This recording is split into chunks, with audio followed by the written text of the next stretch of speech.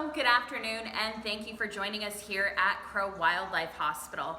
My name's Rachel, and you're joining us today for another segment of Wildlife Wednesday. So today's session, we are going to focus primarily on all of the efforts it takes for us to raise baby raccoons, or what we call neonates. And joining us here for this segment is going to be Yvette Carrasco. Yvette is one of Crow's certified wildlife rehabbers, and we'll be heading down to the hospital to speak with her in just a second. Hi everyone, welcome to Wildlife Wednesday. Thank you for joining us. My name is Yvette and I'm one of the certified rehabilitators here at Crow. For today's segment, we're going to be talking about baby raccoon care. I am one of the main caregivers that trains everyone for caring for all the baby raccoons. They do require a lot of work, being so small. Sometimes they do require many feeds. And then we have to try and wean them off of milk onto soft foods and onto solid foods. They also are very social species, so they do require a lot of environmental enrichment and also different types of enrichment to help their development. Hey Yvette, why do we usually get raccoons here? A lot of the raccoons that we do get here sometimes are not true orphans. In the process of sometimes trappers relocating the adult raccoons, babies sometimes are left behind. So that's why we will get some healthy babies and we will try and re-nest them, but sometimes it's not successful. One of the most important things when having neonate raccoons here is to make sure that they are gaining weight every day. So it's important to weigh them inside of our raccoon nursery.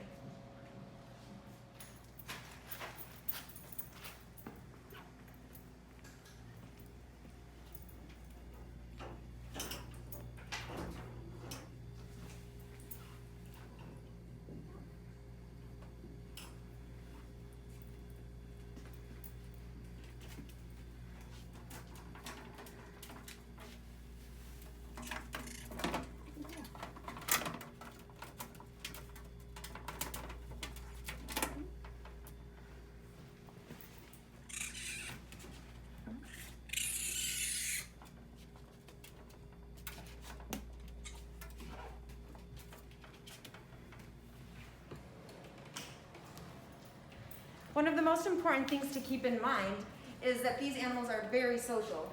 As babies, they can have a lot of stress issues if they're not in groups.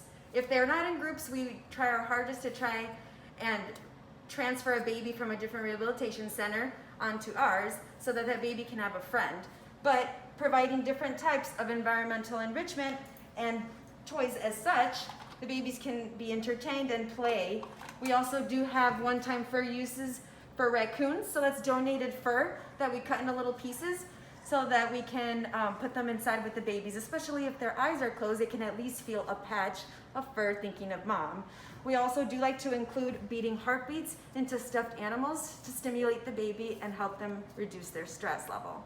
So why are toys important? Is it just for play or does it serve other purposes? It definitely serves other purposes. For example, these really cool puzzle toys here. We can put some kibble in here or grapes and other types of vegetables in here to encourage the animals here to do their natural behavior. So raccoons love to forage, and opening these little things will help them be able to self-feed out in the wild. So challenging them. So we're not going to be able to feed them once they get released. So they're going to have to be able to do that on their own, right? Exactly. So different puzzles will help stimulate them while they're here. And they really enjoy to pick these little things open and get all their snacks out. So that keeps them busy so that we don't see these raccoons pacing back and forth in their cages. So what kind of treats do you put in those toys? In these toys, we will provide maybe some insects.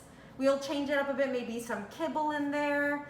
Or sometimes we'll put some sweet stuff like grapes and bananas. So it sounds like raccoons eat a lot of different things. Absolutely. These guys are eating basically anything that they can find out in the wild. And here we make sure that we're providing a variety of things in their diet so that they can really know what to forage for out in the wild.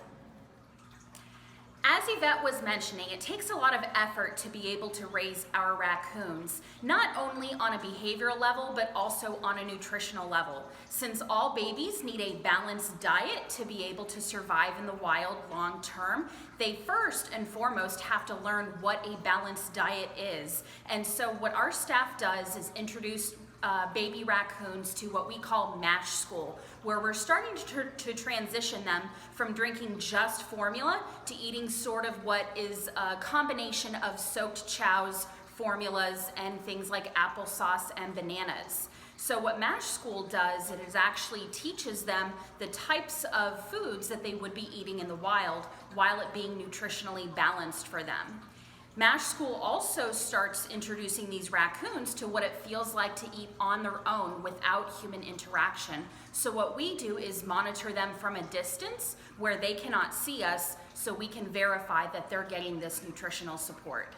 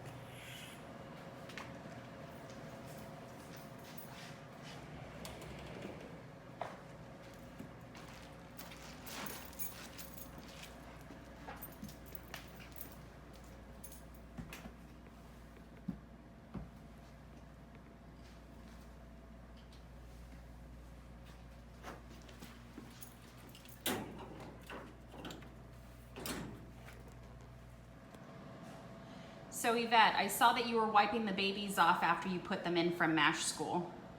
Yeah, the reason that we wash off their little faces and bodies is so that the mash doesn't create their fur to become matted and just firm, and it'll start to fall off. So it's just nice to keep the babies as clean as possible, because during MASH school, they get really into it and they're getting their faces all messy and things like that, and then they eventually fall asleep in there after eating and they have a full belly.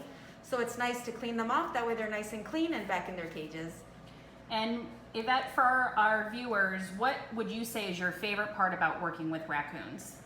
I think my favorite part about working with raccoons is that they are very playful and super social. So it's nice to just observe the way that they interact with the enrichment that you provide for them. Because out of all the animals that I work for here at Crow, I feel like the raccoons really appreciate almost anything that you give them to play with, even if it's a cardboard box or a leaf. They always find a way to play and interact with it, and it's really cool to watch that. So even though they're very playful, would you recommend that people, if they find a baby raccoon, try to take care of it themselves? It seems like it's a lot of work.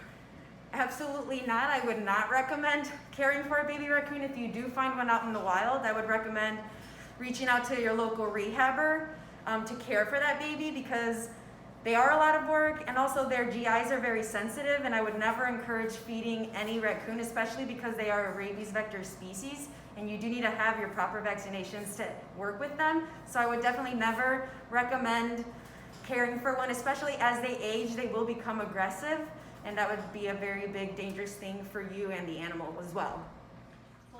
Thanks, Yvette, for sharing all of that wonderful information from us. As we learned from this segment, it takes a lot of effort to be able to care for these baby raccoons. So if you do happen to find a raccoon, again, please leave it to the professionals here at Crow Wildlife Hospital, or if you're listening in from other parts of the United States, at your local wildlife rehabber.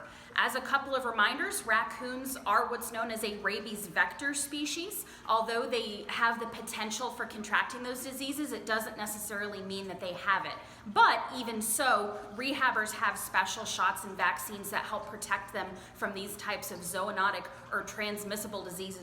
Raccoons also can be quite destructive as they get older, since they are tapping into their wild instincts. And so in order for raccoons to be raised in a way that keeps them separated from people, as well as encouraging their survival instincts, please rely on us as the professionals to do that for you. If you do happen to find a baby raccoon, please call us at Crow, and we will coordinate getting someone who is vaccinated out to help you rescue and transfer the animal to us. Thank you so much for tuning into this segment of Wildlife Wednesday, and we hope you join us next week.